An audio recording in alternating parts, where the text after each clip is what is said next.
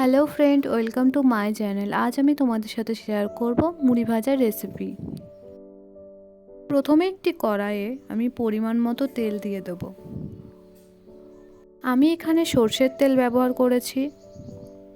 তেলটা গরম হয়ে গেলে তারপর আমি এর মধ্যে পেঁয়াজ কুচি দিয়ে দেব।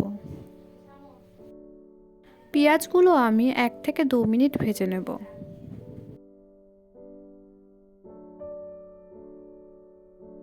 তারপর আমি এর মধ্যে দেব লঙ্কা কুচি। ঝালটা আপনারা আপনাদের পরিমাণ মতো দেবেন। তারপর আমি এখানে দেব আদা কুচি, দিয়ে সব কিছু বেশ ভালো করে 2 মিনিট ভেজে নেব।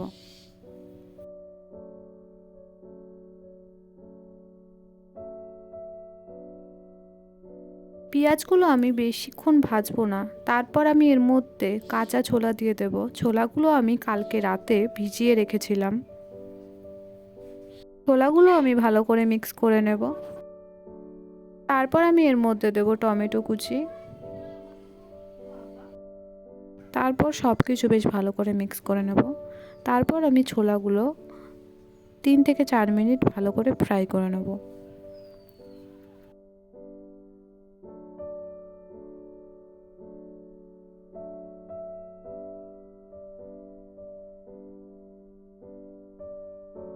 এরপর আমি এর মধ্যে দেব লবণ পরিমাণ মতো। আপনারা খাবারের স্বাদ অনুযায়ী লবণটা দেবেন।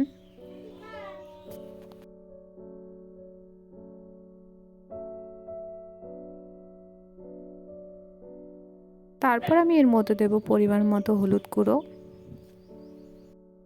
দিয়ে সব কিছু বেশ ভালো করে মিক্স করে নেব।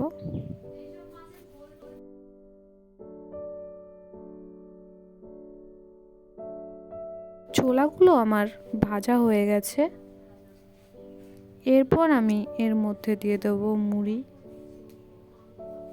এখানে আমি একটি বড় বাটির 1 বাটি মুড়ি ব্যবহার করেছি। তারপর আমি সব কিছু বেশ ভালো করে মিক্স করে নেব। মুড়িটা কড়াইতে দেওয়ার আগে গ্যাসের ফ্লেমটা অল্প কমিয়ে দেবে, না হলে তলায় লেগে যেতে পারে বা পুড়ে যেতে পারে মুড়িগুলো। আর মুড়িটা যতক্ষণ ভাজবে চেষ্টা করবে নাড়ার জন্য, না হলে তলায় লেগে যাবে, মুড়িগুলো পুড়েও যেতে পারে। এই মুড়ি ভাজা আপনারা সন্ধেবেলায় খেতে পারেন বা সকালের টিফিনেও খেতে পারেন। মুড়িগুলো আমি 2 থেকে 3 মিনিট ফ্রাই করে নেব।